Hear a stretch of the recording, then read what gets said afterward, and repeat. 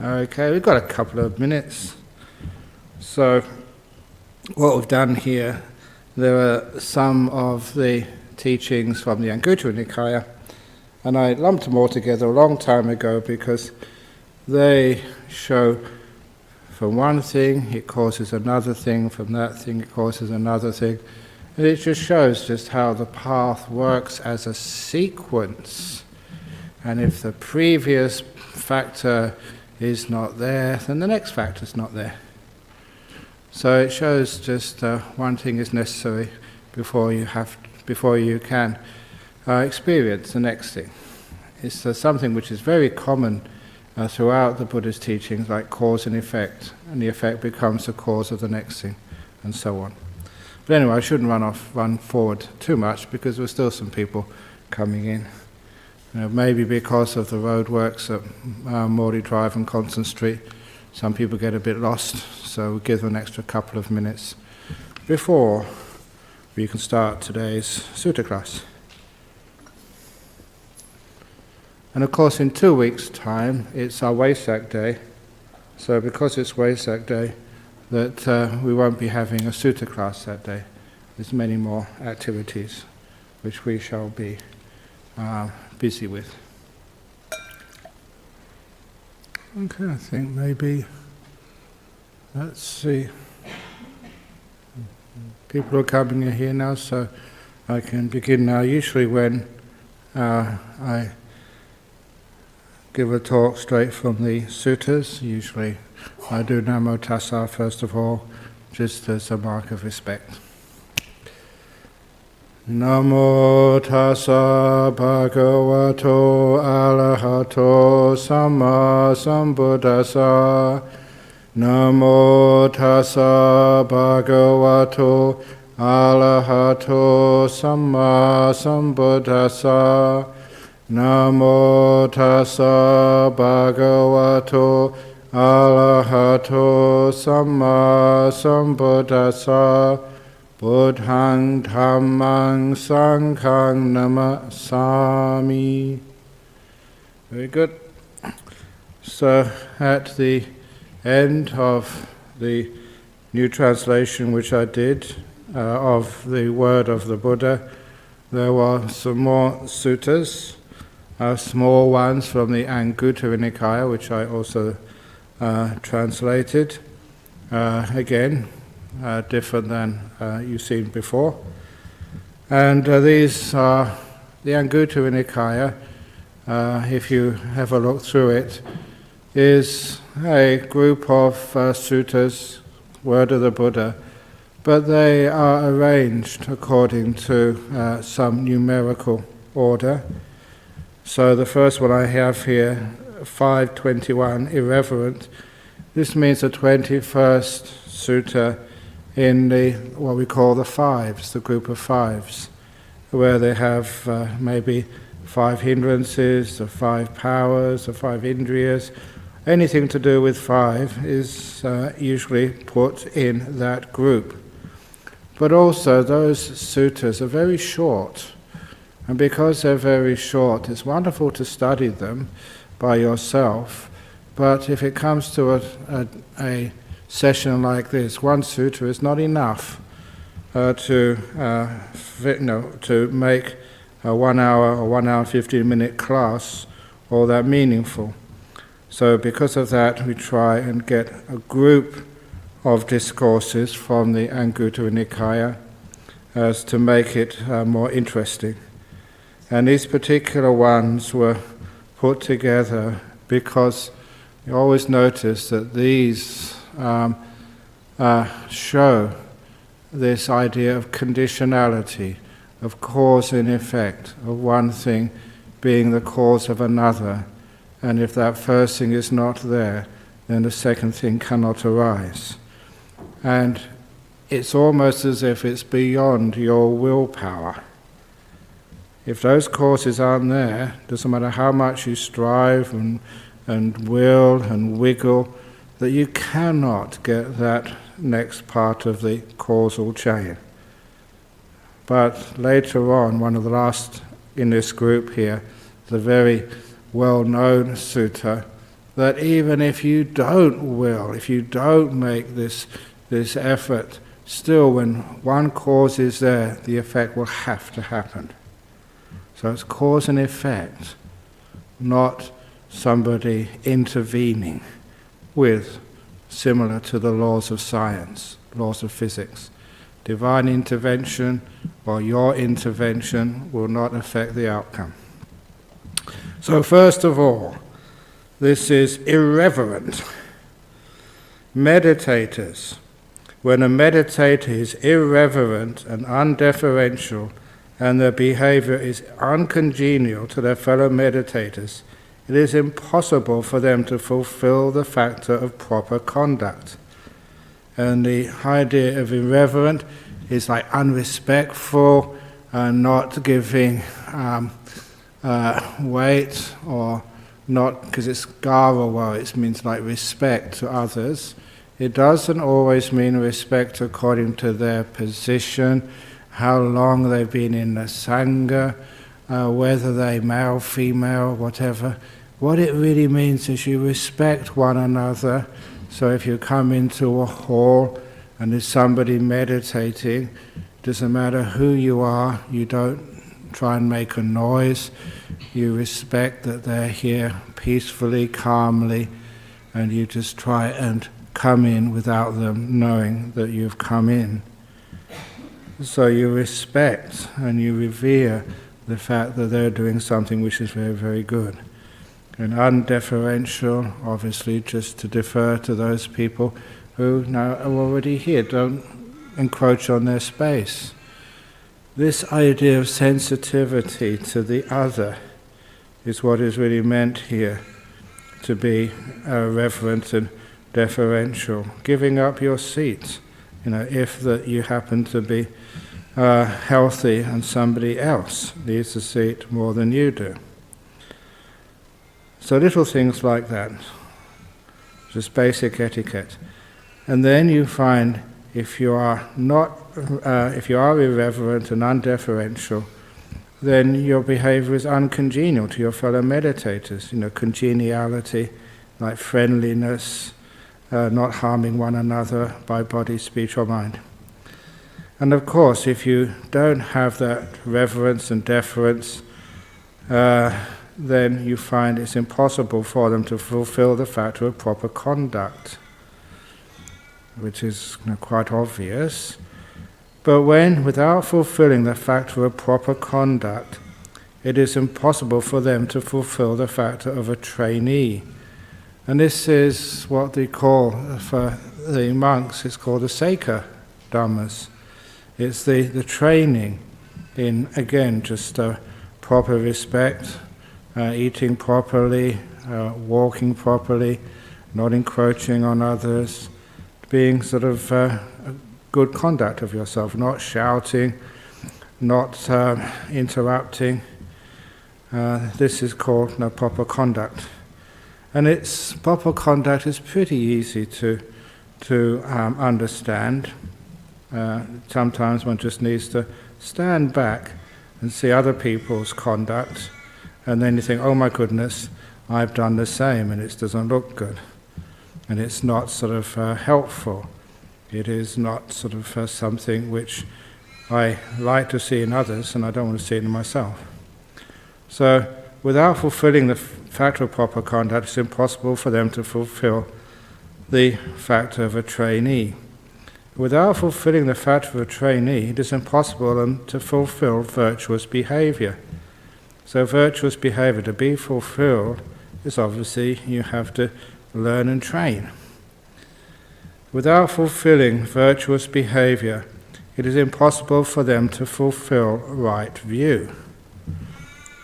And that is the right view of things like no permanent essence, no self, that suffering in the world of the five senses and delusion, to see actually what's really going on in this world. Without fulfilling right view, it is impossible for them to fulfill jhana, the samma samadhi. Now it doesn't mean that someone can't get jhana until they've got right view. This means to fulfill samma samadhi, to really fulfill the jhanas so that one can achieve or enter or disappear into those jhanas, whichever way you wish to describe it, is dependent upon having some right view. And if you don't have the right view, then you find that the jhanas, the samma samadhi, that stillness, have become quite hit and miss, and mostly miss, and very rarely hit, and sometimes hit only by a bit of chance. So the right view is important for the factors of jhanas. And how do you get the right view? By fulfilling the virtuous behavior, first of all.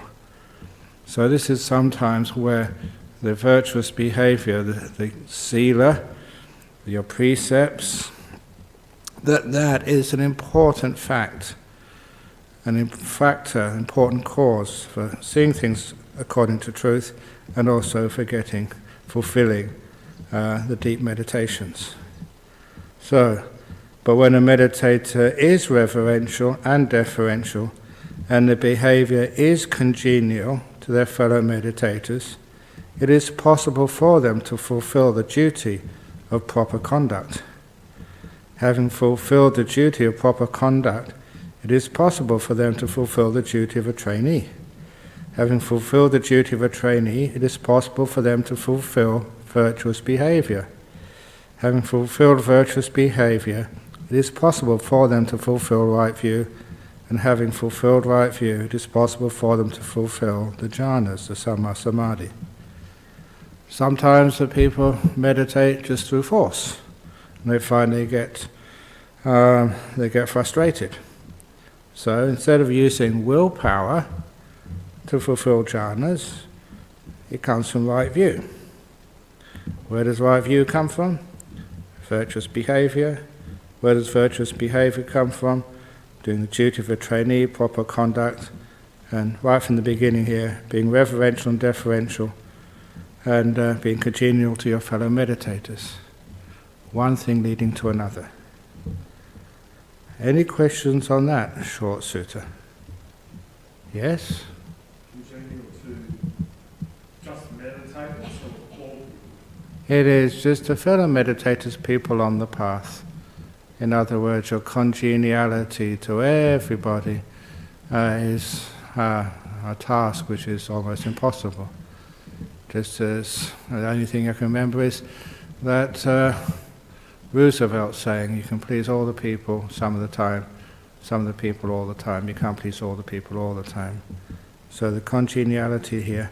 Where it has meditators, because this sutta was originally given to a community of bhikkhus, monks. So that's why that it was said to, especially to monks. So instead of just having monks, then you say, what about the bhikkhunis? What about those others who are pursuing the path appropriately, diligently? So that's why I called it meditators. That would say include all of you here, but maybe it wouldn't sort of include, these are not people who are trying to get to jhanas. Say, I don't know, people of different religions, different faiths, who are really trying to do something totally different. Yes. Okay. Ajahn, I believe I've heard it said that right view depends on like the words of an Aryan and also the work of the mind. That is coming in one of the other sequences. I was just wondering how that fits into this lineage. Okay, comes in because being congenial to others, especially other teachers, means that that you tend to hang out with them much more. Because you hang out with them much more, because your congeniality, and because you're deferential and reverent or whatever, and kind to them, that usually just you hear them more, be around with them more. So that's actually how it would work. But those other causes come up in one of the other conditional sequences coming up soon.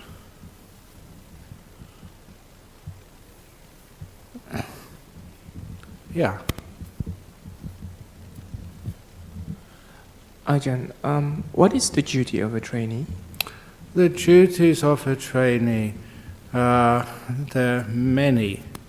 They call it Seika Dhamma, which is, especially for monastics, there's many duties which we do with just the etiquette of eating, the duties towards teachers, the teachers' duties towards their disciples, the duty to be devoted to solitude, spend as much time as possible. There's many, many duties which we have, and it's not just to our own practice. And the duties to serve others. There was a case, this was from the Vinaya, where obviously many of the duties are expounded at length, where the monks at one temple in the time of the Buddha made a vow to have silence for the whole 3 months. The 3 months vow of silence. And the people who came to offer dana and listen, ask questions, they were faced with these monks just being quiet all the time, with absolute silence, not even giving a blessing. And so they complained to the Buddha and said, that's not your duty to be silent. You have to serve others as well as having times for quietness for yourself. So it's understanding the duties which we have as monks and nuns, and the duties which you have as lay meditators. So we serve one another. But there are many, but I think you can usually understand the purpose of them is trying not to be self-centered, what's in it for me, to let go by doing kind, beautiful things for others, including yourself. Okay. The next one's, for mindfulness in the eights. Meditators, when there is no mindfulness and wisdom, this is the sati sampajanya, and in Ajahn Chah, the fourth tradition, they always used to call it sati panya, mindfulness and wisdom. You never saw or heard those forest teachers where I grew up and learnt my practice of Buddhist monasticism. I never heard them use mindfulness just by itself. It was always mindfulness and wisdom. And those two words were so twinned that it was impossible in my memory to hear one without the other. So this was always like mindfulness and wisdom. When there is no mindfulness and wisdom, the sense of moral shame and moral dread lack their main cause. Moral shame and moral dread is the fact that if one does something which was inappropriate, harms or hurts another person, a person often feels the regret, what did I do that for? Why did I do that? And that type of remorse. Later on in your development, when the sense of self diminishes more and more and more, that lack of shame tends to change into something more. It's not that you're ashamed of your own deeds, it's shame that you are representing the Dhamma, representing the Buddha, and you've almost let the team down rather than something by yourself. And the moral dread is, dread is a bit of a harsh word, but it is just the understanding that these actions, bad actions of body, speech, do have consequences. And this, oh crikey, I don't want those consequences to cause further problems, either for myself or for others. So that's the idea of moral shame and dread, otherwise known as hiri ottappa. So, when there's no mindfulness or wisdom, then hiri ottappa, this moral shame and dread, lack their main cause.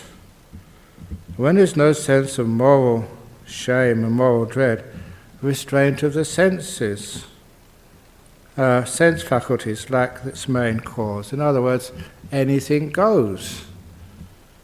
And it's not the case of, okay, I can do anything because no one is watching me. Now you know that Facebook is watching you. Google is tracking you. So whatever. But without Facebook or Google, at least you're tracking you. You know what you're doing. So this is the sense of the restraint of the sense faculties, like their main cause, when there's no sense of, what are you doing this for? Are you shaming yourself? Or are you really aware of the consequences of your actions? And if you have the sense of that shame and the consequences, then you find that the sense faculties do have a course.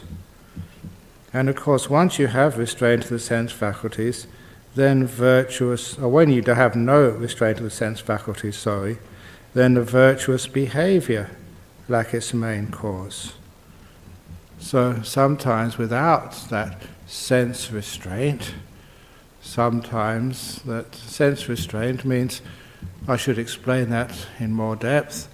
It is like when you see something in the shops, you think, oh, that looks really nice, and seeing all of its wonderful features and how wonderful that would be, one tends to want to buy it. In other words, the restraint is overtaken by just greed and wanting and ownership. And I can never forget the time, I think the person's not here, thank goodness, when somebody turned up on a Friday afternoon with a TV, a big new LCD plasma screen TV. Because I've never bought one of these, I'm not quite sure the right terminology, but it's a big TV. And he said, do you want this? And I said, for the temple. And I said, well, we don't want a TV. He said, but it's new. I said, it's new? He said, I just bought it. Well, how can you buy something when you don't want it? Because it was on sale, he said. And that was the first time I couldn't believe that somebody would buy something just because it was a bargain when they didn't need it. Sorry, to me, I just can't understand that. Maybe I was born in the wrong century. But nevertheless, that when you do have a sense of restraint, then all your behavior can sort of be a bit more sort of virtuous, kind, simple, frugal, just non-destructive, because we have a sense of restraint. And then virtue can actually not harming oneself or others by body, speech or mind. But when there's no virtuous behavior, again, the jhana, samadhi, the meditation lacks its main cause. And again, this is emphasizing once again the importance of sila, of virtuous behavior, to get deep meditation. So again, sometimes people say, just go on retreats, many as you can. What they do outside retreats, is not really, by any standards, all that virtuous. It means you're not going to have all that much success during the retreat. When there is no jhana, the knowledge and vision of things as they really are lacks its main cause. And it's one of the reasons why I put these things down. This is straight, you can check it out for yourself from the sutras. This is just showing that you do need the jhanas to get the real deep insights. You can't just think, okay, I'm going to get real insight without the jhanas. When there is no jhana, the knowledge and vision of things as they really are lacks its main cause. Jhana pachaya yata buddha yana dasana. And when there is no knowledge and vision of things as they really, you don't see things, the truth of nature, then nibbida and fading away lack their main cause. This word nibbida, I never translated it here because there are some words, and obviously the word jhana, I don't think that has an adequate translation into English. Many people try, and it ends up confusing the matter. And so why do we need to change a word which many people who are meditators have heard so often at least they have an understanding of what it refers to. It's a technical term. So the jhana is necessary to see things as they really are. And when you see things as they really are, then this word nibbida. Nibbida is like turning away. It's a repulsion. It is what I call samsara's ejector seat. So if you can imagine samsara, the wheel of samsara going round and round and round and round and round, just being equanimous, oh, it's all okay, just means you stay on that wheel as it goes round and round. You're not really attached to the wheel, but you're not pushed off from the wheel. It's like you still keep going round and round with that wheel. You need to press a little button, the ejector seat, to push you off the wheel of samsara. And that ejector seat is nibbida. It is a negative word. It means, this isn't good enough. I don't want to sort of stay around here. This is just more suffering. So the nibbida button. And from the nibbida, I'm not interested in that anymore. It's not a case of aversion, but a case of, this doesn't make any sense anymore. So that's why you don't get involved in it. You move away from it. And from there, the fading away. The word fading away is called viraga. It can be translated in two ways. Dispassion is one way, but the fading away is certainly a valid translation of viraga. Many sort of Pali scholars agree on that, and in this context it seems to be the most appropriate. Things fade away. For example, sometimes people get nibbida towards the world. It's really sort of hard to survive. There's always new taxes, new politics, new difficulties just surviving. And you just want to turn away. To turn away in such a way that the things just vanish. You just move away. So your attachments to that part of life fade. And when there is no nibbida and fading away, liberation lacks its main cause. And the simile is another simile here in this sutta. When a tree is deficient in branches and foliage, its new shoots, bark, softwood and heartwood do not grow to fullness. So you do need branches and foliage for its new shoots, bark, softwood and heartwood to grow to fulfillment.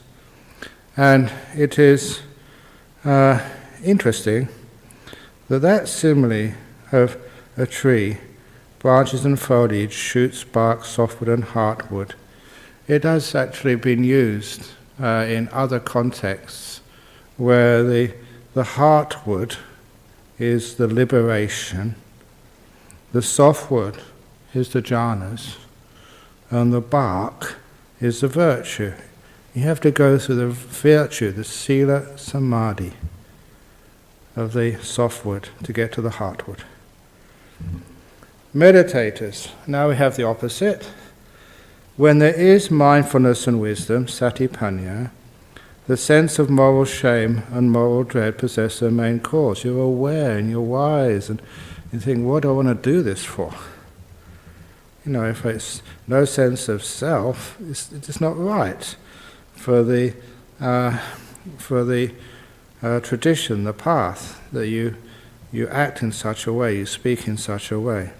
And there's consequences. Your mindfulness and wisdom. One thing with mindfulness will always also have with it the ability to remember. So, I think even in neuroscience, if you're mindful of a particular act or speech, it makes a connection, a neural link. And so the mindfulness is also the way of training and memory as well. It may not be a memory in the sense of the memory of what you had for breakfast this morning, but you remember the training, you remember what to do in the same way that your memory of how to drive a car. It's not sort of verbal, it's just automatic now, but you know what to do and when to do it because of the training with mindfulness and wisdom. And there you get the sense of shame and understanding the moral consequences of deeds because you've been there, done that, you've understood it. And when there is that moral shame and moral dread, then the restraint of the sense faculties possess their main cause. I don't want to get into this anymore. I've done it so many times, I've been burnt. So that restraint has its cause. And when there's restraint of the sense faculties, then the virtuous behavior has its main cause. And with the virtuous behavior as its main cause, then the great jhanas possess their main cause. When there is a jhana, the knowledge and vision of things as they really are possess their main cause.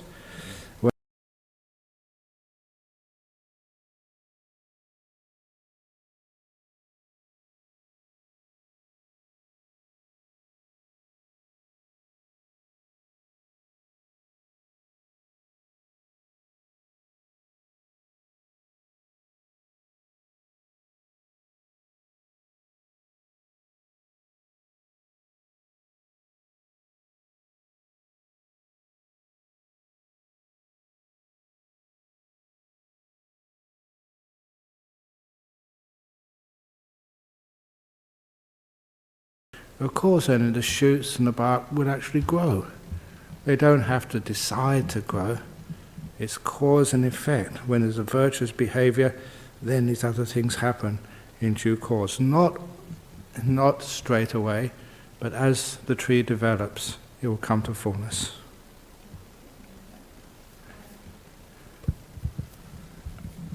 So does that mean, like, when it's sustained, so that it's over time, these things then become the cause for the next thing? Not you just do it once or twice, or then you fall off, and then you do it once or twice more.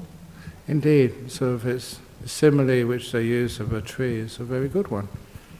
You know that once you have the foliage there, lots of branches, of course that takes a while, but it's going to happen. The tree's going to grow. And next one here, the delusion. Meditators, some say that a first beginning of delusion cannot be seen, such that before then there was only wisdom, and after that delusion came to exist. I know that sometimes people say that people are born innocent and saintly like a young child, but sometimes no, that they do carry their past experiences.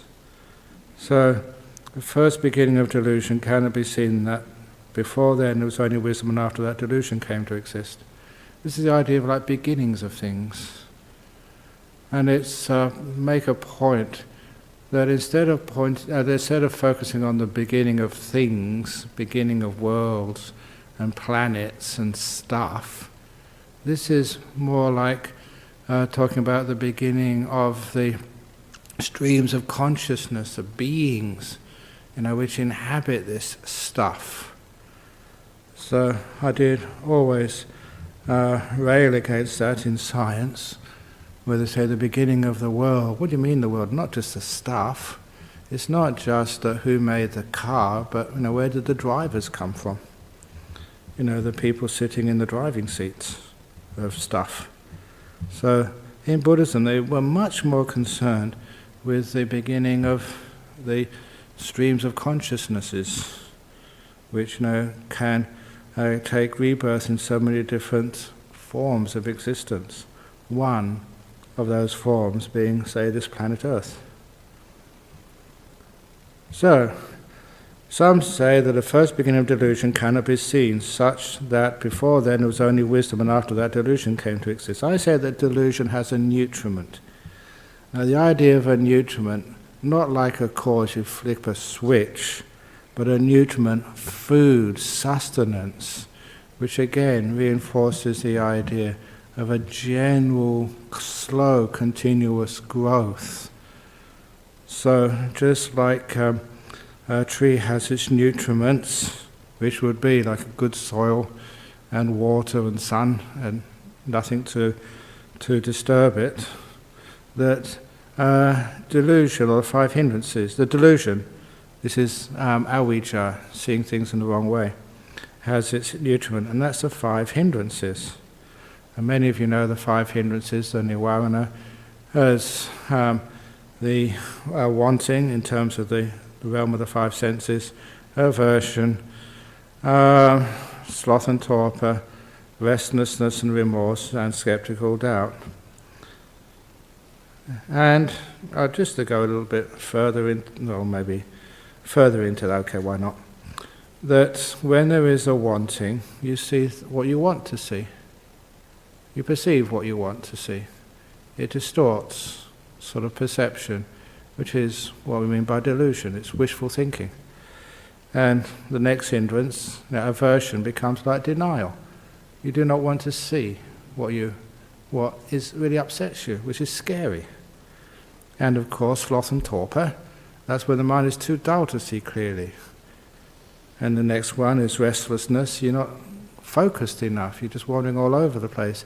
You only see fragments of reality rather than staying still long enough to penetrate into it. And a skeptical doubt is again part of, I would call that part of restlessness. Because no, this can't be right, no, that can't be right. You're interfering, you're restless with things rather than leaving it alone and letting the information just come up to you. So the 5 hindrances, you can see just how, even in modern psychology, that how they become the nutriment for delusion. And the 5 hindrances have a nutriment. And that's the 3 kinds of misconduct by body, speech and mind. They actually tend to sort of reinforce those hindrances. The 3 kinds of misconduct have a nutriment. The lack of sense restraint. Lack of sense restraint has a nutriment, lack of mindfulness and wisdom. And it comes a little bit more before mindfulness and wisdom. Mindfulness and wisdom has a nutriment, careless attention. So sometimes when people say mindfulness is really important, wisdom is important, yeah, but how do you become mindful? So you have to have careful attention. But why do you have careless attention? It's a lack of faith, a lack of almost like trust. Lack of faith has a nutriment, not hearing the true Dhamma. Not hearing the true Dhamma has a nutriment, not association with good persons. This is sappurisa, which usually refers to people who have seen the Dhamma. Thus, not associating with, it's basically Aryans, becomes full and fills up, not hearing the good Dhamma. Not hearing the good Dhamma becomes full, fills up and fills up the lack of faith. Lack of faith becomes full, fills up careless attention. Careless attention becoming full fills up lack of mindfulness and wisdom. Lack of mindfulness and wisdom becomes full, fills up non-restraint of the sense faculties. Non-restraint of the sense faculties becoming full fills up the 3 kinds of misconduct. The 3 kinds of misconduct becoming full fill up the 5 hindrances. The 5 hindrances becoming full fill up delusion. Thus there is nutriment for delusion, and this way it keeps full. Just as when rain pours down in thick droplets on a mountain top, the water flows down along the slope and fills the clefts, the gullies and creeks. These becoming full fill up the pools. These becoming full fill up the lakes. These becoming full fill up the streams. These becoming full fill up the rivers, and these becoming full fill up the great ocean. Thus there is nutriment for the great ocean, and in this way it keeps full. So too, not associating with good persons, becoming full, fills up not hearing the good Dhamma, so on, and the 5 hindrances becoming full, fill up delusion. Thus there is nutriment for delusion, and in this way it keeps full. And on the opposite, meditators, true knowledge and liberation, enlightenment has its nutriment, the 7 factors of enlightenment. And for those of you, quickly run through 7 factors of enlightenment. It's mindfulness, exploring the Dhamma, it's energy, it's joy, it's tranquility, it's stillness, and it is equanimity. Sometimes I don't know about equanimity, sometimes I feel like translating it as contentment instead of equanimity. Because sometimes equanimity, people call it indifference. So, and obviously the equanimity, the upekkha, literally means just looking on. Contentment may be not quite a good word, but it's getting much closer than equanimity, which sometimes people feel is indifferent. So those are the 7 factors of enlightenment. They have a nutriment, and that is the satipatthana, the 4 focuses of mindfulness. The 4 focuses of mindfulness have a nutriment, the 3 kinds of good conduct. You have to do the good conduct first of all. The 3 kinds of good conduct have a nutriment, restraint of the sense faculties. Restraint of the sense faculties has a nutriment, mindfulness and wisdom. Mindfulness and wisdom have a nutriment, careful attention. Careful attention has a nutriment, some faith. Faith is a nutriment, hearing the true Dhamma. Hearing the true Dhamma has a nutriment, association with good persons, with Aryas, and associated with good persons. Being full fills up hearing the true Dhamma. Hearing the good Dhamma becomes full, fills up faith. Faith becomes full, fills up careful attention. Careful attention becomes full, fills up mindfulness and wisdom. The idea of faith also is inspiration as well. Mindfulness and wisdom becoming full, fill up restraint of the sense faculties. Restraint of the sense faculties becoming full, fills up the 3 kinds of good conduct by body, speech and mind. 3 kinds of good conduct become full, fill up the 4 focuses of mindfulness, the satipatthana. And the 4 focuses of mindfulness becoming full, fill up the 7 enlightenment factors. And the 7 enlightenment factors, so the 7 factors of enlightenment become full, fill up true knowledge and liberation. Then thus there is nutriment for the true knowledge and liberation. In this way they become full. And again, similarly, when rain pours down in thick droplets on a mountain top, the water flows down along the slope and fills the clefts, the gullies and creeks. These becoming full fill up the pools, these becoming full fill up the lakes, these becoming full fill up the streams, these becoming full fill up the rivers, these becoming full fill up the great ocean. Thus there is nutriment for the great ocean, and this way it is full. Causes and effect. So too, associating with good persons, becoming full fills up hearing the good Dhamma, to the 7 enlightenment factors, to true knowledge and liberation. So, questions on that one? Comments? Okay. You got there in time? It was Bonnie first of all.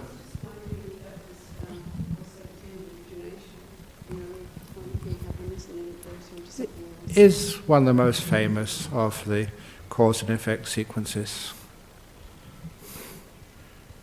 Do you have one? No. How can we sort of practice a full focuses of mindfulness without jhana and the 7 enlightenment factors that don't even come into play without jhana? Because there's the 7 enlightenment factors, this includes the jhanas.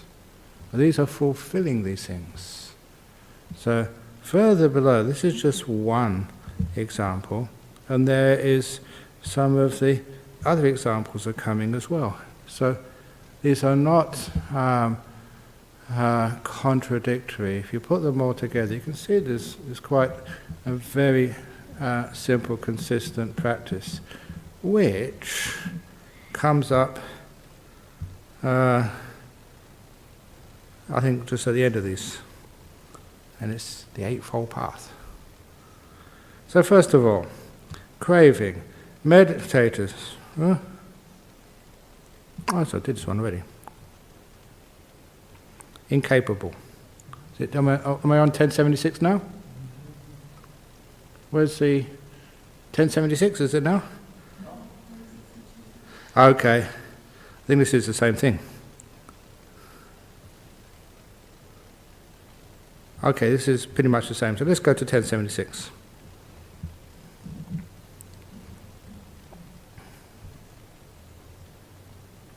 Okay. Now this shows the path in the sense of the stream-winning and non-returning arahat way of looking at the path to freedom. Meditators, if these 3 things were not found in the world, the Buddha, the Arahat, the perfectly enlightened one would not arise in the world, and the Dhamma and discipline proclaimed by them would not shine in the world. What 3? By them, plural, because there's not just one Buddha, there was many Buddhas. What 3? Birth, old age, and death. But because these three things are found in the world, the Buddhas, the Arahats, the perfectly enlightened ones, arise in the world, and the Dhamma and discipline proclaimed by them shines in the world. Without having abandoned these three things, one is incapable of abandoning birth, old age, and death. What 3? Wanting, ill will, and delusion. Lobha, dosa, moha. Without having abandoned these three things, one is incapable of abandoning wanting, ill will, and delusion. What 3? The view of a permanent essence, doubt, and wrong grasp of rituals and duties. Those are the first 3 samyojanas, or fetters. Without having abandoned these three things, one is incapable of abandoning the view of a permanent essence, doubt, and wrong grasp of rituals and duties. In other words, achieving stream winning. What 3? Careless attention, following a wrong path, and mental sluggishness. Without having abandoned these three things, one is incapable of abandoning careless attention, following a wrong path, and mental sluggishness. What 3? Muddled mindedness, which is weak mindfulness, lack of wisdom, and mental distraction. Without having abandoned these three things, one is incapable of abandoning muddled mindedness, lack of wisdom, and mental distraction. What 3? Lack of desire to see noble ones, lack of desire to hear the noble Dhamma, and a mind bent on criticism. That's where I always got the fault-finding mind from. Without having abandoned these three things, one is incapable of abandoning the lack of desire to see noble ones, lack of desire to hear the noble Dhamma, and a mind bent on criticism. What 3? Restlessness, non-restraint, and immorality. Without having abandoned these three things, one is incapable of abandoning restlessness, non-restraint, and immorality. What 3? Lack of faith, stinginess, and laziness. Without having abandoning these three things, one is incapable of abandoning lack of faith, stinginess, and laziness. What 3? Disrespect, being difficult to correct, and bad friendship. Without having abandoned these three things, one is incapable of abandoning disrespect, being difficult to correct, and bad friendship. What 3? Moral shamelessness, moral recklessness, and heedlessness. Meditators, one who is morally shameless and morally reckless, instead of morally dread, I put reckless here instead. This is hiriyottapa. One who has hiriyottapa is heedless. One who is heedless is incapable of abandoning disrespect, being difficult to correct, and bad friendship. One who has bad friends is incapable of abandoning lack of faith, stinginess, and laziness. You are influenced by your friends, like in that simile of the elephant which lost its happiness. One who is lazy is incapable of abandoning restlessness, non-restraint, and immorality. The lazy are restless. You think the lazy sleeps all day, but actually it causes more restlessness. One who is immoral is incapable of abandoning lack of desire to see the noble ones, lack of desire to hear the noble Dhamma, and a mind bent on criticism. It's one blames other people, for one's immorality. One who has a mind bent on criticism is incapable of abandoning muddled mindfulness, lack of wisdom, and mental distraction. One who is mentally distracted is incapable of abandoning careless attention, following a wrong path, and mental sluggishness. One who is mentally sluggish is incapable of abandoning the view of a permanent essence. That's the soul, self-doubt, and a wrong grasp of rituals and duties. Those are the first 3 fetters. With the not being abandoned means that one hasn't penetrated the Dhamma, one hasn't become a stream winner. One who has doubt is incapable of abandoning wanting, ill will, and delusion. Without abandoning those first 3 things, you can't abandon the wanting, the ill will, delusion, to become first of all, by those first 2 things, to become a non-returner, and the last one, to become an arahat. Without having abandoned wanting, ill will, and delusion, one is incapable of abandoning birth, old age, and death. So now the positive one here, said to reinforce what has already been said. Meditators, having abandoned these 3 things, one is capable of abandoning birth, old age, and death. What 3? Having abandoned wanting, ill will, and delusion. Having abandoned these 3 things, one is capable of abandoning wanting, ill will, and delusion. What 3? The view of a permanent essence, doubt, and wrong grasp of rituals and duties. Having abandoned these 3 things, one is capable of abandoning the view of a permanent essence, doubt, and wrong grasp of rituals and duties. What 3? Careless attention, following a wrong path, and mental sluggishness. Having abandoned these 3 things, one is capable of abandoning careless attention, following a wrong path, and mental sluggishness. What 3 do you have to abandon those more refined 3? Muddled mindfulness, lack of wisdom, and mental distraction. And having abandoned these 3 things, one is capable of abandoning muddled mindfulness, lack of wisdom, mental distraction. What 3? Lack of desire to see noble ones, lack of desire to hear the noble Dhamma, and a mind bent on criticism. It is in places like this that I emphasize that the idea of a transmission, being influenced by others, you can see here that you do need to be around to see and to hear those who have also penetrated the Dhamma in the areas for a person to progress. You do need a sense of a transmission. Having abandoned these 3 things, one is capable of abandoning lack of desire to see the noble ones, lack of desire to hear the noble Dhamma, and a mind bent on criticism. What 3? Restlessness, non-restraint, and immorality. Restless people, no restraint, immoral people, they tend not even to want to come close. Having abandoned these 3 things, one is capable of abandoning restlessness, non-restraint, and immorality. What 3? Lack of faith, stinginess, and laziness. When some inspiration arises, when you're generous and not lazy, then you find that one's morality, one's restraint start to improve. Having abandoned these 3 things, one is capable of abandoning lack of faith, stinginess, and laziness. What 3? Disrespect, being difficult to correct, and bad friendships. Having abandoned these 3 things, one is capable of abandoning disrespect, being difficult to correct, and bad friendship. What 3? Moral shamelessness, moral recklessness, and heedlessness. So in summary, meditators, one who has a sense of moral shame and moral dread is heedful. One is heedful, is capable of abandoning disrespect, being difficult to speak to, and bad friendship.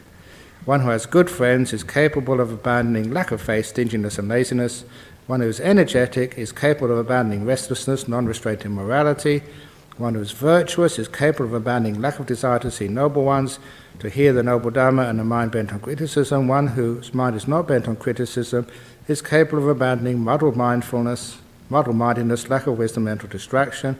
One who has an undistracted mind is capable of abandoning careless attention, following a wrong path, and mental sluggishness. One who has an unsluggish mind is capable of abandoning the view of a permanent essence, doubt, and the wrong grasp of rituals and duties.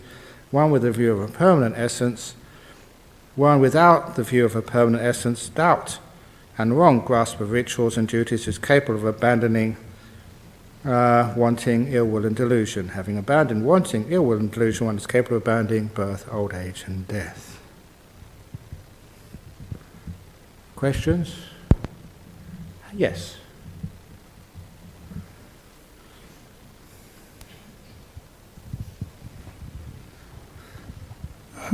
Ajahn, can you please expand on wrong grasp of rituals and duties? Okay.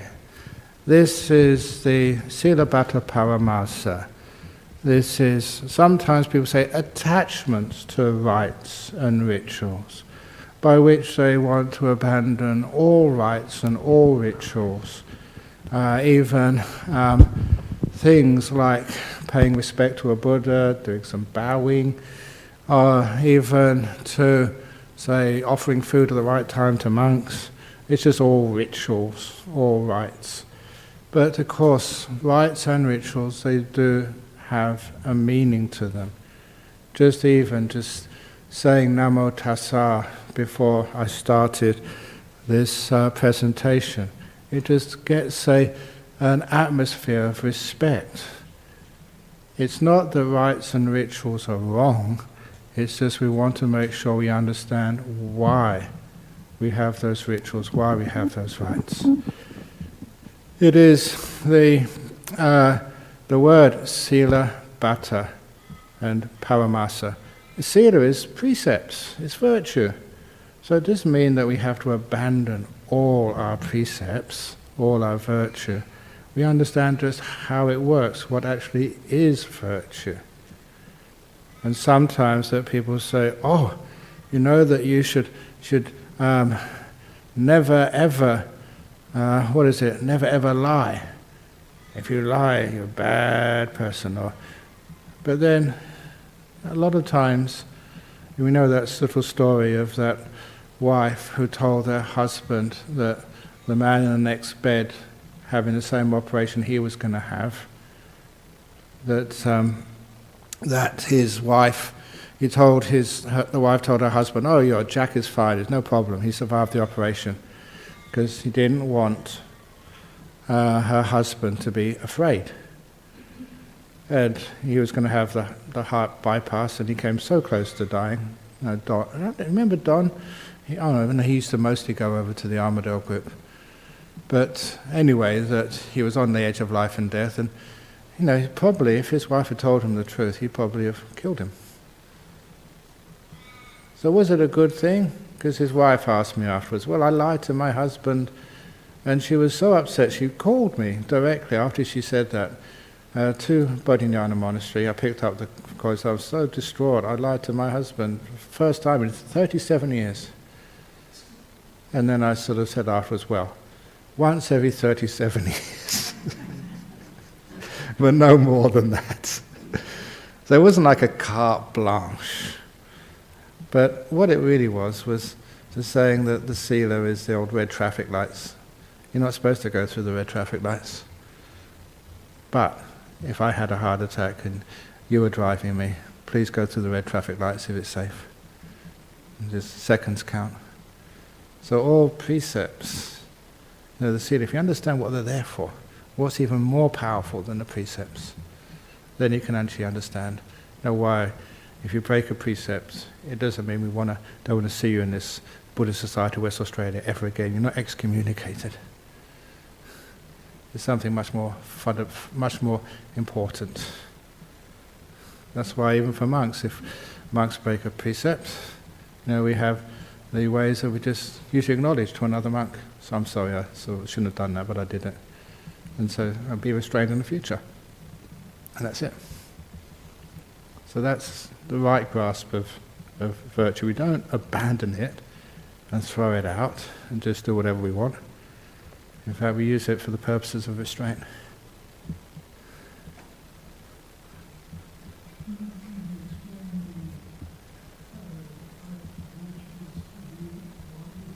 Okay, the types of rituals to be avoided.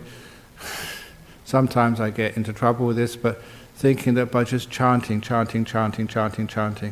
hour after hour, that's going to get you enlightened. Or excess bowing, 10,000 bows, 100,000 bows, or whatever. Or what other rituals are there? There's so many other rituals which people have, but are they really part of the path? Sometimes you say no. Yes. Bodwin has a question on some sort of ritual. Is it some ritual? Or even just some of the ways that we have our funeral rituals. And sometimes you have to just praise again Judy Rushforth, who just had such a simple funeral service. That was wonderful. Just her coffin was a cardboard box, and she just did it so beautifully, really Buddhist. You don't show your love of a person by having an expensive jarrah or mahogany coffin with silk and goodness knows what else. And you show them by just your respect. Venerable Sir, that's why I appreciate the precepts in Buddhism is to refrain from rather than thou shalt not, because I think it's more realistic. Yeah. And it gives us the opportunity to appreciate that we're only human and we're not all enlightened and we're still on the same path. Yeah, Very good. Thank you. We got told off for stepping over a road this morning. Yeah. Well, you get told off, and then thank you very much for letting me know, and then just carry on. Don't do it next time. Silly thing. But I wouldn't tell you off for that. So, the wrong course, 10.103. Now this, I flagged this. This is the Eightfold Path. Meditators, and depend upon the wrong course, there is failure, not success. For one of wrong view, wrong motivation originates. And you know motivation is my sort of translation, suggested translation for sankappa. Usually people call wrong intention, but I think it's motivation. For one of wrong view, wrong motivation originates. For one of wrong motivation, wrong speech originates. From wrong speech, wrong action originates. From wrong action, wrong livelihood originates. From wrong livelihood, wrong endeavour originates. And the endeavour is more like restraining. Wrong endeavour, wrong mindfulness originates. And it is because you're not restraining anything, just the mindfulness doesn't really have the power of restraining the 5 hindrances, so it is very weak. Remember in the Satipatthana, it's one of the prerequisites of every Satipatthana practice, having restrained the 5 hindrances. That's the Vinaya Loke Abhijado Manasa. Usually translated, and I don't know why, because it's such an indefensible, I would say, translation, having abandoned grief and covetousness for the world. That's indefensible in my opinion. And having, from wrong mindfulness, for one of wrong mindfulness, wrong stillness originates, the samadhi meditation. For one of wrong stillness, wrong knowledge originates. For one of wrong knowledge, wrong liberation originates. In this way, in dependence on this wrong course, there is failure. In dependence on the right course is success, not failure. When you have right view, the right motivation originates. When you have the right view, you have the motivation of make peace, be kind, be gentle. Or to be more accurate, the first one should be letting go, renunciation, kindness and gentleness. That comes from right view. That means you get right motivation. From right motivation, right speech. If it's you're letting go, being kind, being gentle, the speech will be pretty accurate, pretty harmless. From one of right speech, right action originates. One of right action, right livelihood originates. From one of right livelihood, right endeavour originates. Because it all comes from the right motivation of letting go, being kind, being gentle. For one of right endeavour, renunciation, kindness, gentleness, and mindfulness gets very strong. From one of right mindfulness, the jhana, sama samadhi originates. From the jhana, right knowledge originates. From one of right knowledge, right liberation originates. In this way, in dependence on this right course, there is success. And this was important to me because when I first got hold of the Anguttara Nikaya, reading it in Pali, I was looking, where the heck is the Eightfold Path? I looked in the 8s, where I thought it would be. And you can see this is in the 10s. Because they have the path, which is the view, motivation, speech, action, livelihood, endeavour, mindfulness, and stillness, samadhi. But they also, that was the path, and where that path leads to, the destination, if you wish, which is the knowledge, jnana, this is the real deep understanding of what's happening, and the liberation which comes from that insight. Now, this is one of my other favourites. For an immoral person, non-regret lacks its main cause. When there is regret, happiness lacks its main cause. When there is no happiness, joy lacks its main cause. When there is no joy, tranquility lacks its main cause. When there is no tranquility, this pleasure, sukha, lacks its main cause. When there is no pleasure, jhana lacks its main cause. When there is no jhana, seeing things as they really are lacks its main cause. And there is no seeing things as they really are, nibbida lacks its main cause. When there is no nibbida, fading away lacks its main cause. And when there is no fading away, liberation lacks its main cause. And again, the simile of the tree. Now, meditating for a virtuous person, then non-regret possesses its main cause. When you are virtuous, you have no regret at all. When there's no regret, a sense of happiness arises. When there is happiness, joy possesses the main cause. When there's joy, tranquility possesses its main cause. See, from joy there's a sense of tranquility. That's bodily and mental tranquility. When there's tranquility, this beautiful pleasure, the sukha, possesses its main cause.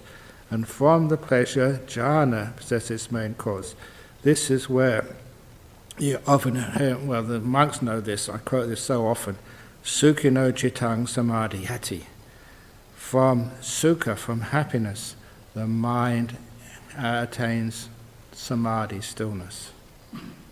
From pleasure, this beautiful pleasure, this beautiful contentment, the joy you feel in even early on in meditation. When there is jhana, seeing things as they really are possesses its main cause.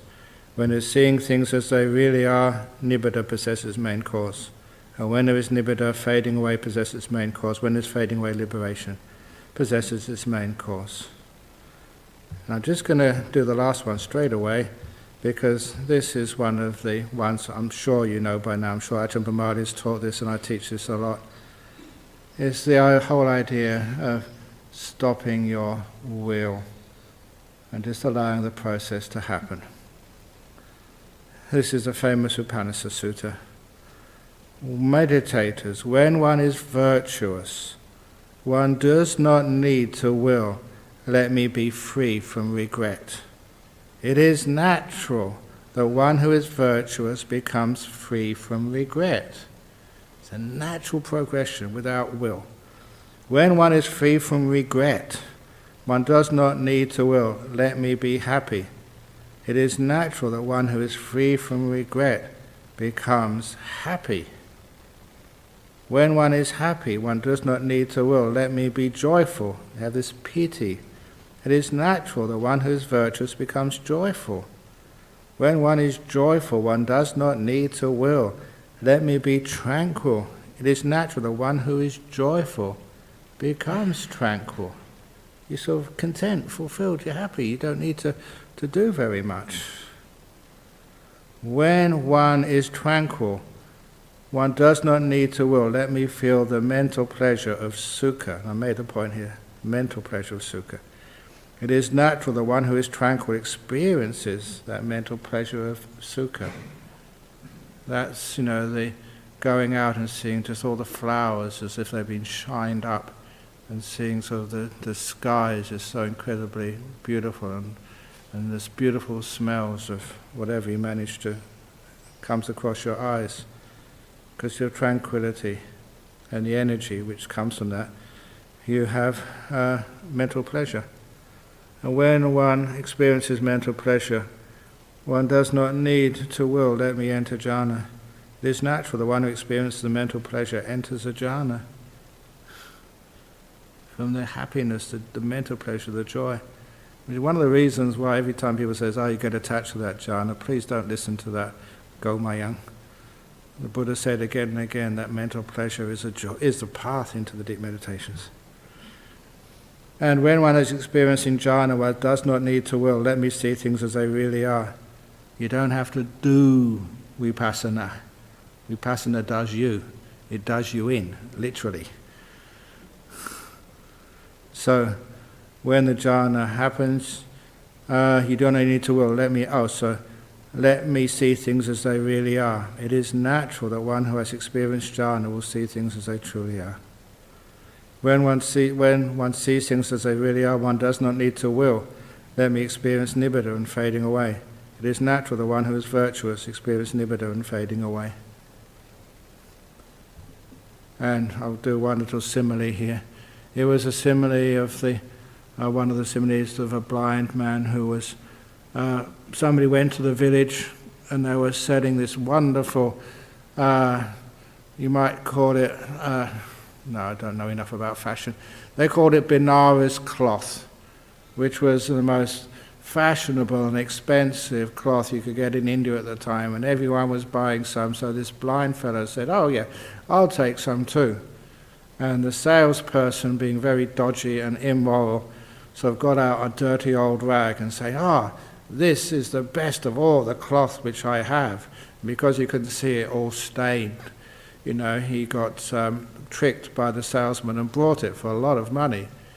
And a week later, a doctor came through the village, and just like the old Fred Hollows Foundation, and they restored his sight. And as soon as he got his sight back, he saw he'd been sold a dirty old rag, and he thought it was an expensive cloth.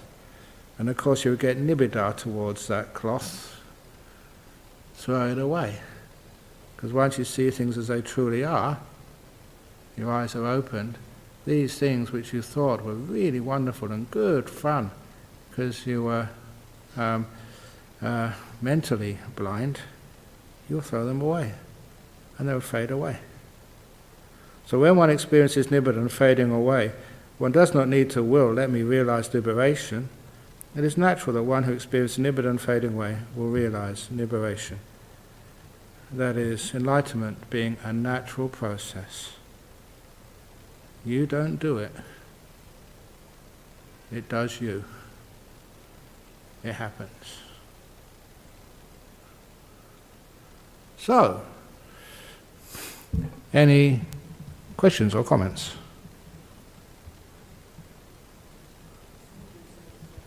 Sadhu. Maybe there may be some comments and questions from overseas, because these things are live streamed. And we'll see what we have from overseas. Here we go. Okay. From USA, from Poland, and from nowhere, because they've got a question mark.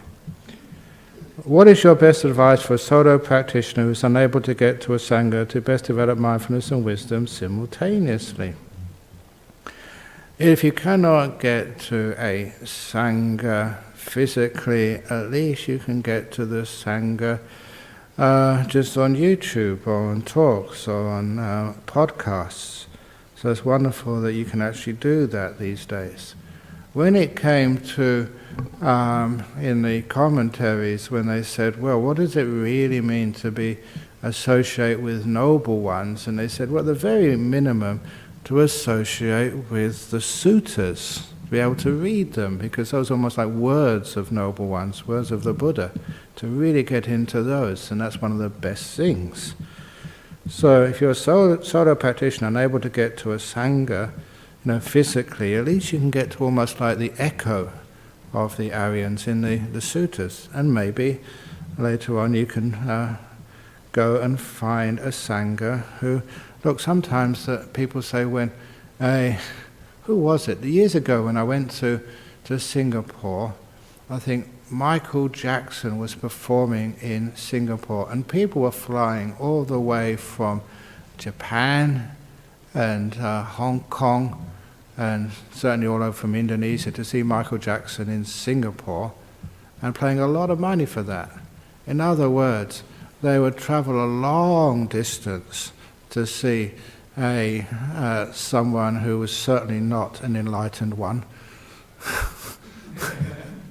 But they would do that because they thought it was important.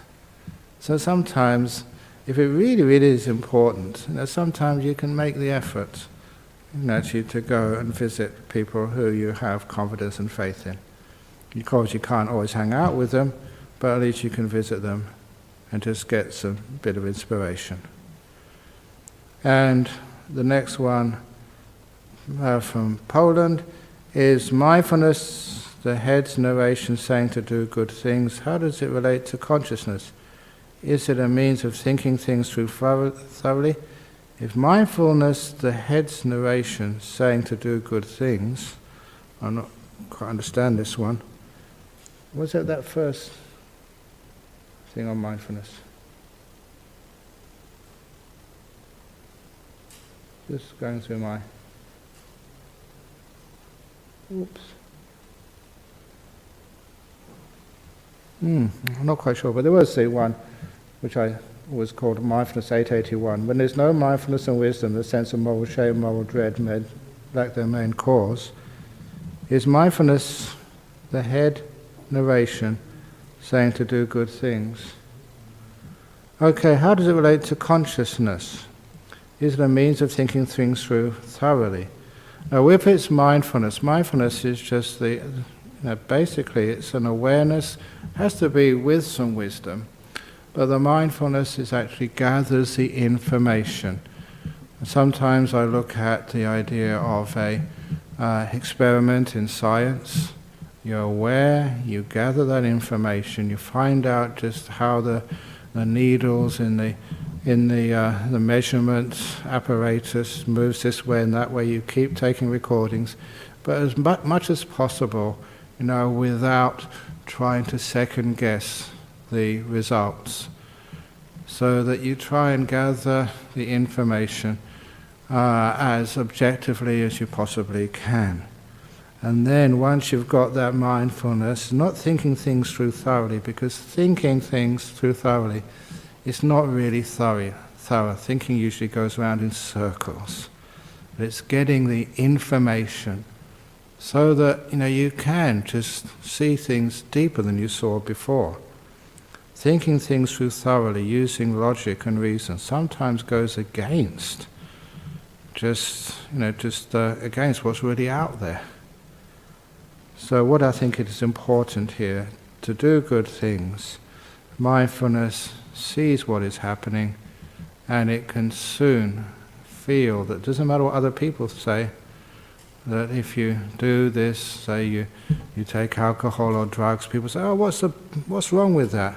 You can actually feel it's causing a lot of problems and difficulties, even though all your friends say, oh no, just take it, it's fine, it's no problem at all.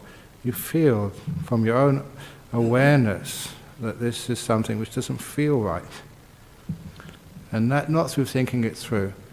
One of the examples of that, I think I've got a few minutes here, was that somebody told me that there was a TV program about 50 years after the massacre during the Vietnam War of My Lai, where a group of American soldiers were ordered to go into that village and shoot and kill every man, woman and child indiscriminately, no matter who they were.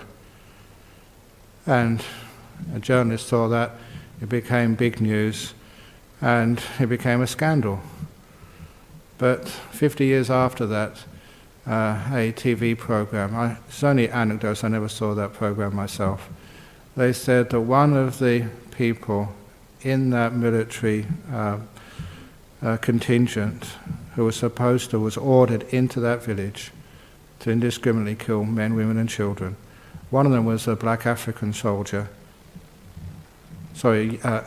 American soldier, and he refused to go in, even though he knew refusing an order during a war would end up in military jail for about 3 or 4 years.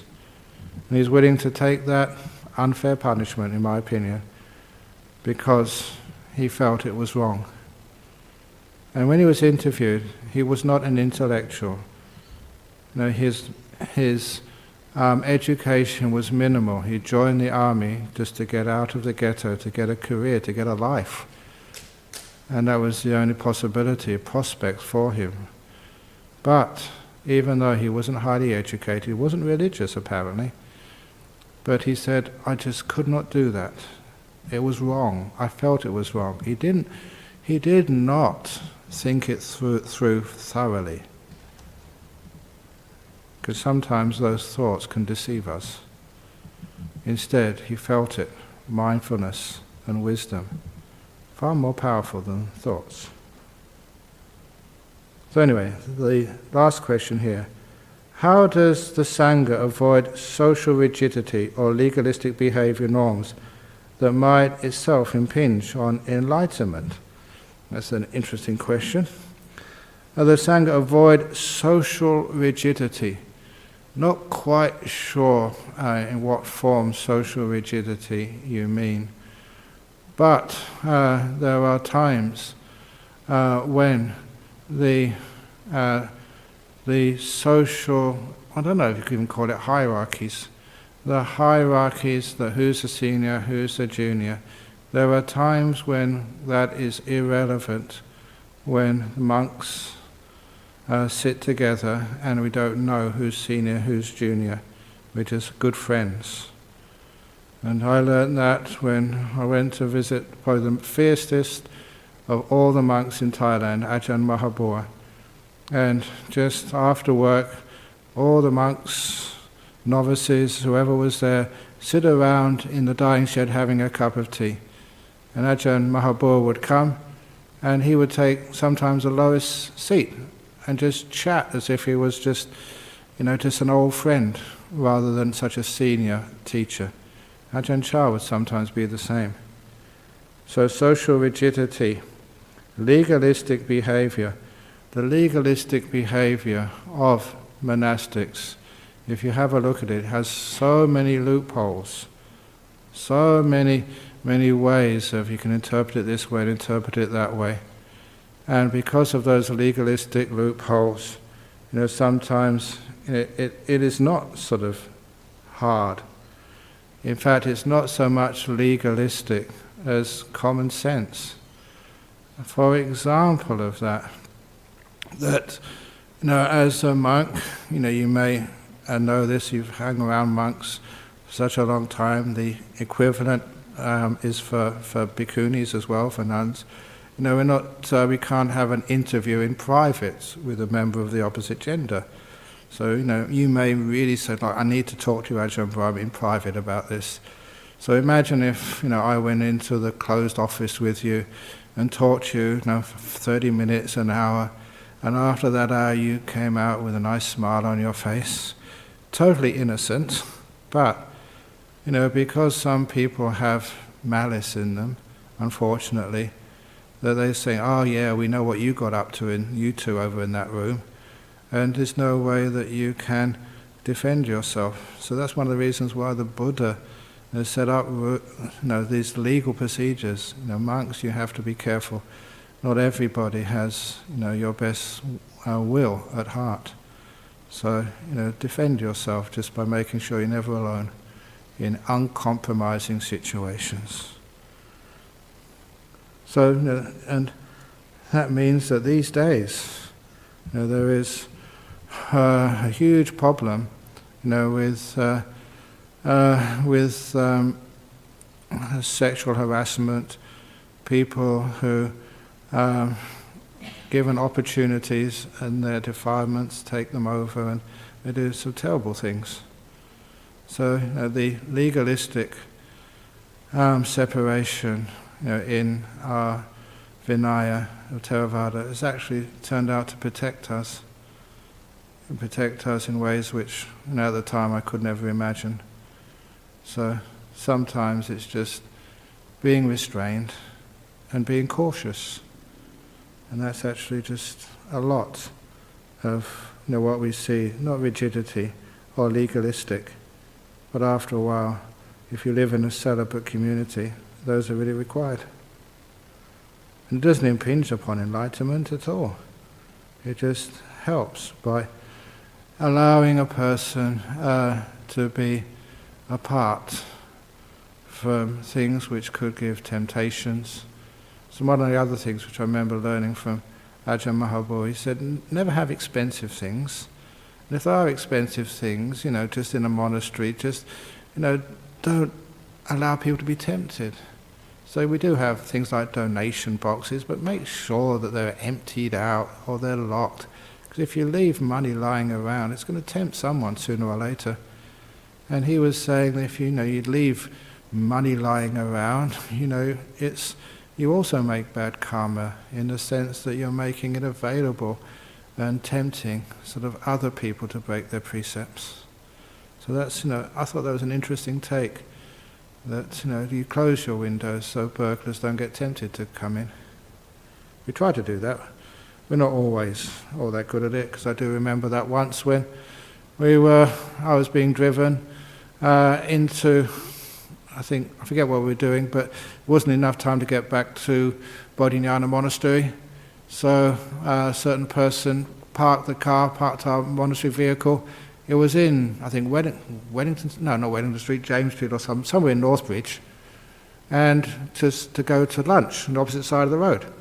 And I've been in that place for lunch, opposite side of the road, half an hour, and then the driver said, I can't find the keys. I wonder where the keys are in the car. So, he looked in his pockets, and he thought he must have dropped them. So when we went across the road, we found the keys were in the car, with the engine running, doors all open, for half an hour in Northbridge. We got away with it. I don't know why. That was such a stupid thing to do. But that's, you shouldn't do that, because that's putting temptation in people's way. So anyway, hopefully that answers some of those questions. May not be adequate, because sometimes when you send a message on the internet, sometimes it'd be nice if you can just ask back again, have a bit of a discussion, so we really understand just exactly where you were coming from on that question. How does the Sangha avoid social rigidity or legalistic behaviour norms that might itself impinge upon enlightenment? It's a good question, but I don't know exactly if I answered it to your satisfaction. Is there any other questions here? Yeah, John. Just the point about karma. It's always been said that you have to be, fully knowledge of what you're doing before you can make bad karma. But then you just said that if you left money around and someone took it, you're also responsible. So that actually, there's two types of ways of making bad karma there, isn't there? Yeah, it's like almost like the bad karma of omission. So, you had no intention to hurt or harm, but, your intention just should be to care. It's not just to hurt or harm, it's the old duty of care, which is very important these days. So, you had no intention to hurt somebody, but you had a duty of care to look after them. So in other words, that I may leave sort of a piece of toast in the toaster, and and it wasn't turned off. I never intend to burn down the temple, but my carelessness could do that. So that's why it's for karma. There's also a sense of heedlessness. But yeah, intention. But the intention is also the stupidity that you should have looked after somebody. I should have been careful enough to make sure the toaster was turned off. I didn't burn down the vihara. You can see the evidence is out there.